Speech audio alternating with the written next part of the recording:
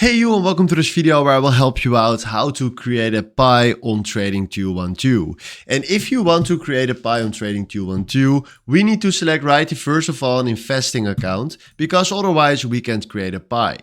Then right now we click here on this pie icon, and then we can select here on the left part, create a pie. Then we do create a custom pie, and then right now you can search for the stocks that you want to add. But let's do right now, for example, Nvidia, Microsoft, and Amazon. Then we do now continue, and now we can decide the percentage that we want to put in this pie. So let's say we want a percentage of 40% of Amazon, 40% of Microsoft, and 20% of Nvidia. Then we do next right here, and we call this US 3. Just for example, because we are having 3 shares from the USA. So then we do right here create pie. And then right now, if you can see, we can fund money to this. So let's do, for example, 100. That's fine. Then we do done. And then we do confirm.